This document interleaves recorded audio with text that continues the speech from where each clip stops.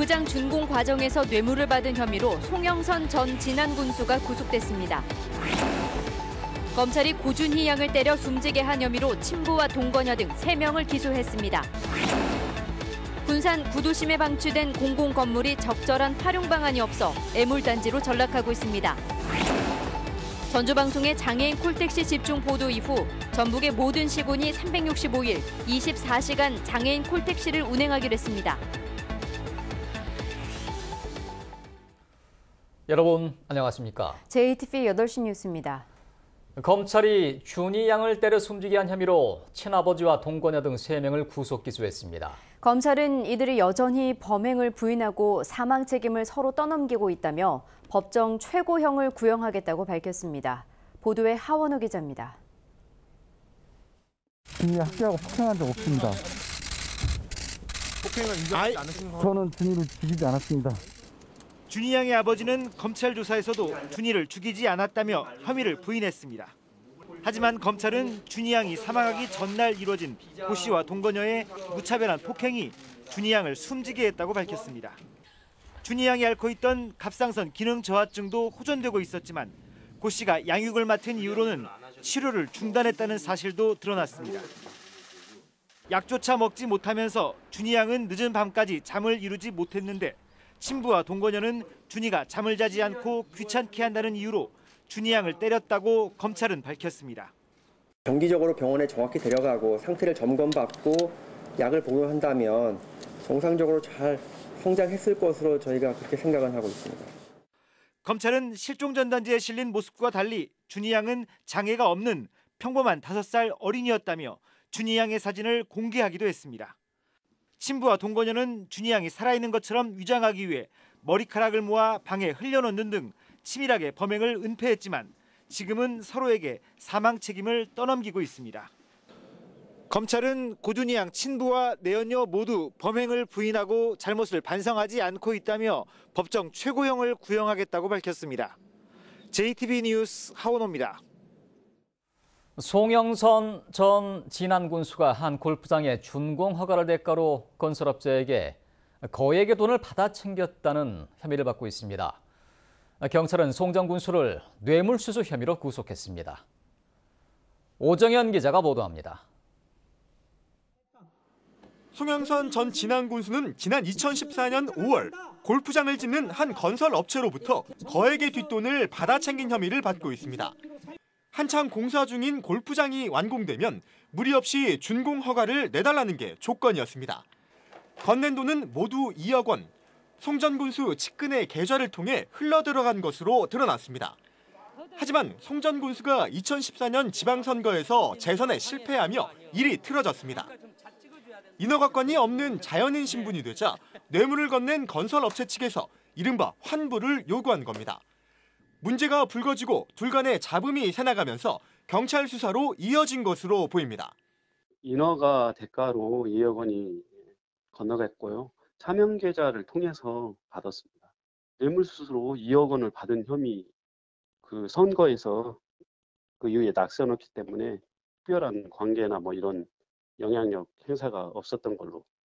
송 전 군수는 돈을 받은 건 사실이지만 대가성 뇌물이 아닌 그저 빌린 돈이라며 혐의를 강력히 부인하고 있는 것으로 알려졌습니다. 하지만 경찰은 뇌물수수 정황이 뚜렷하기 때문에 혐의 입증엔 무리가 없다고 자신하고 있습니다. JTB 뉴스 오정현입니다. 6.13 지방선거를 넉 달 이상 앞둔 가운데 지금까지 적발된 선거법 위반 행위가 17건에 이르고 있습니다. 전라북도 선거관리위원회는 장수군수 입지자가 유권자에게 금품을 돌린 혐의로 적발되는 등 기부 행위 10건과 인쇄물 위반 3건, 공무원 선거 개입 1건 등 모두 17건을 적발했다고 밝혔습니다. 선관위는 지방선거가 가까워질수록 각종 위반 행위가 더 늘어날 것으로 보고 예방과 단속 활동을 한층 강화할 계획입니다.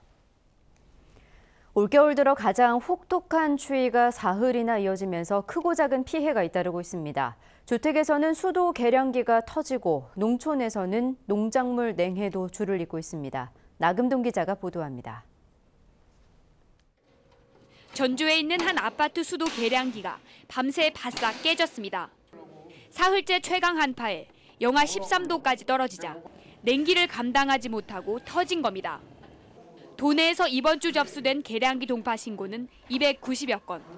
오늘 하루만 190여 건이나 됩니다.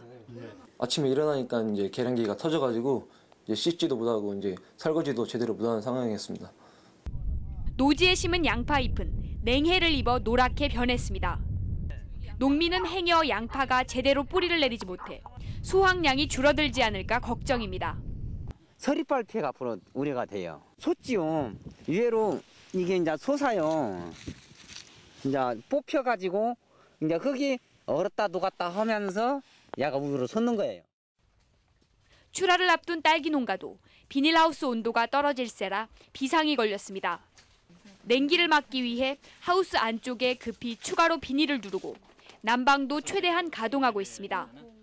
생육도 문제지만 광합성도 떨어지고요. 그러다 보면은 과 크기도 늦게 크고 당도가 많이 떨어집니다. 전라북도는 오늘 아침 무주의 기온이 영하 17도를 기록한 데 이어 내일도 지난해 수은주가 영하 18도까지 떨어지겠습니다. 이번 한파는 모레 아침까지 이어질 것으로 보여 철저한 대비가 필요합니다. JTB 뉴스 나금동입니다. 군산 지역에는 10년 넘게 방치된 공공건물이 적지 않은데요. 이 적절한 활용 방안을 찾지 못해서 애물단지가 되고 있습니다. 김진형 기자의 보도입니다. 지난 2009년까지 사용한 군산해양경찰서 옛 건물입니다. 페인트는 벗겨졌고 철 담장은 심하게 녹슬었습니다. 마당은 잡초만 무성합니다. 건물을 소유한 전라북도가 30번 넘게 매각을 추진했지만 아직까지 새 주인을 찾지 못해 도심 휴물로 전락했습니다. 건물이 너무 헐고 낡아서 그놈을 임대를 하고 싶어도 누가 쓰려고 한 사람도 없고 지금 현실이 그래요. 군산 예술의 전당이 문을 열면서 지난 2013년부터 공연이 중단된 시민문화회관입니다. 여러 차례 추진한 매각에도 팔리지 않자 복지문화센터 등 여러 가지 활용 방안이 논의됐지만 결국 문을 닫았습니다. 주변 상인들은 시민문화회관 건물이 방치되면서 상권 회복에 걸림돌이 된다며 철거 요구까지 하고 있습니다. 전반적으로 이쪽에 있는 상가가 더 침체가 되고 건물 자체는 흉악스럽고 범죄 이렇게 위험한 요소들이 쌓이는 그런 공간으로 지금 탈바꿈돼서 22년 넘게 방치된 옛 군산시청 건물은 지난해 간신히 활용 방안을 찾았습니다. 복합문화 체험 공간 등 다양한 방안이 논의됐지만 결국 예산이 가장 적게 드는 시민광장으로 의견이 모아졌습니다. 그러나 옛 청사 부지를 한국토지주택공사로부터 68억 원을 들여 사들이고도 결국 예산 타령에 활용 가치가 낮은 광장 조성에 그쳤다는 비판이 나오고 있습니다. JTB 뉴스 김진영입니다. 전주방송이 장애인 콜택시의 인권 문제를 집중 보도한 뒤 전북의 모든 시군이 365일 24시간 운행에 동참하기로 했습니다. 지난 2007년 장애인 콜택시가 보급된 뒤 10년 만의 일입니다. 김철 기자가 보도합니다. 도로 곳곳에 눈이 쌓이고 강추위가 몰아친 지난 1월 14일 일요일에 심지선 씨가 교회를 찾았습니다. 군산시가 장애인 콜택시를 도입한 지 10년 만에 야간과 휴일 운행을 시작해 일요일에도 바깥 나들이가 가능해졌습니다. 안 믿겼죠. 진짠가 하면서 계속 실감이 안 났죠. 아, 나도 드디어 사람이 되는구나. 우리 장애인들도 드디어 사람답게 사는구나. 전라북도도 장애인 콜택시 개선책을 내놓았습니다. 전북 14개 시군 장애인 콜택시 운영비가 지난해 39억 원에서 올해 49억 원으로 늘어납니다. 365일 하루 24시간 운행하는 시군에 추가로 예산을 더 주겠다는 계획인데 전북의 모든 시군이 이에 동참하겠다는 뜻을 밝혔습니다. 기본요금에 1,400원 균일화가 추진되고 운전기사들의 친절교육과 장애인 인식개선 교육도 의무화됐습니다. 시군에서도 그 24시간 365일 운행하는 것에 대해서는 기본적으로 필요하다고 인식을 하고 있습니다. 장애인들은 다만 콜택시에 머물지 않고 저상버스의 보급률을 더 늘려 진정한 복지가 실현되길 희망합니다. 대중교통체계의 저속버스화, 이게 이제 앞으로의 우리들의 과제일 거고 우리들의 이야기가 조금 더 설득력 있게 다가가기 위한 노력을 하겠습니다.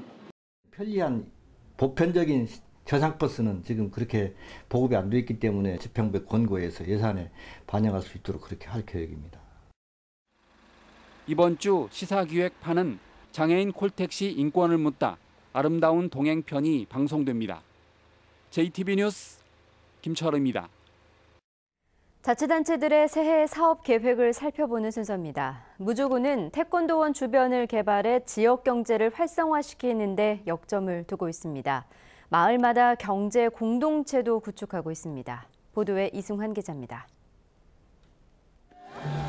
무주군 안성면에서 열린 전통 불꽃놀이 낙화놀이입니다.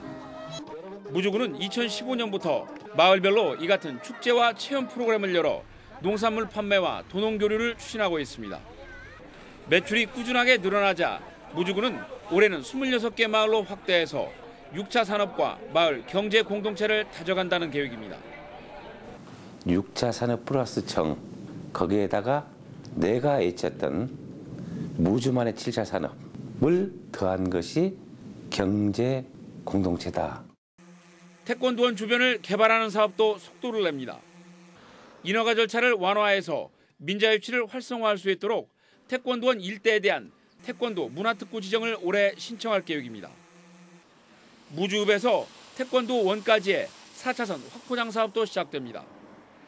태권도 품새를 주제로 한 태권도 조형공원의 실시 설계도 진행될 예정입니다.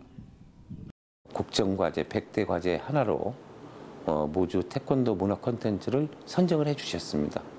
그래서 태권도 도시를 형성해 나가는 하나의 중심축이 무주다. 올해 문화관광 대표 축제로 선정된 반딧불 축제에서는 탐사 프로그램을 한층 강화합니다. 고품질의 천마를 생산하기 위해 연구개발비로 4억 5천만 원을 투입하고 사과, 여름딸기, 오미자 등을 전략 작목으로 육성해 나갈 계획입니다. JTB 뉴스 이승환입니다.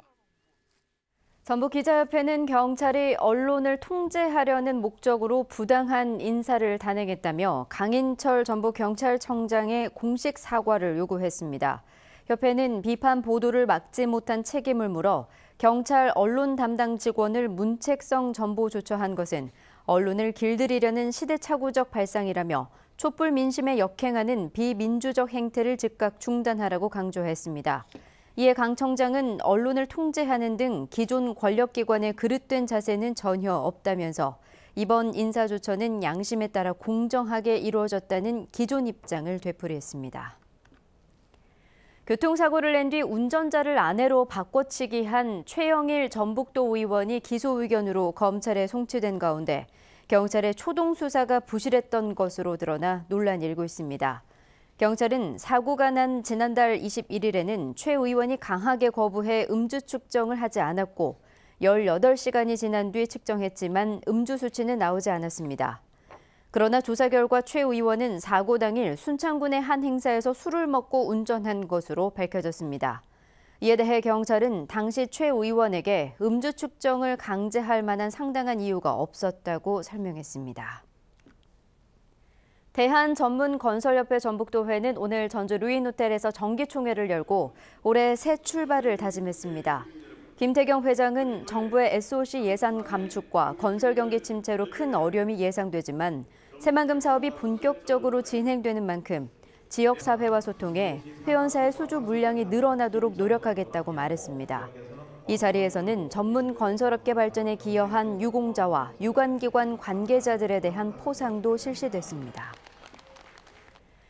행사단이 주관하는 중국 동포 청소년 한국 방문 사업에 참여한 청소년과 행사 관계자 등 100여 명이 오늘 전주 한옥마을을 방문했습니다. 중국 동포 청소년들은 전주 한옥마을 일대에서 비빔밥 체험, 한복 체험 등을 하고 경기전과 어진 박물관 등을 둘러보며 한국의 역사와 전통 문화를 이해하는 시간을 가졌습니다.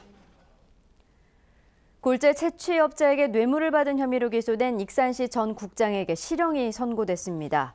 전주지법 군산지원 제1형사부는 뇌물수수 등의 혐의로 기소된 백 씨에게 징역 1년에 벌금 2,500만 원을 선고한 뒤 법정 구속하고 백 씨에게 금품을 제공한 골재 채취업자에게는 징역 10개월의 집행유예 2년을 선고했습니다. 백 씨는 지난해 1월 채석 중지 명령을 풀어주는 대가로 골재 채취업자에게 금품을 받은 혐의로 기소됐습니다. 전주 완산경찰서는 허위 진단서를 남발해 면허가 정지되자 다른 의사의 면허를 빌려 불법 진료한 혐의로 48살 최모 씨를 불구속 입건했습니다. 최 씨는 90살 의사 A 씨에게 면허를 빌린 뒤 익산시 함여릅에 차린 병원에서 지난해 6월부터 넉 달 동안 환자 6,300여 명을 불법 진료하고 국민건강보험공단으로부터 요양급여와 진료비로 모두 4억 8천여만 원을 챙긴 혐의를 받고 있습니다.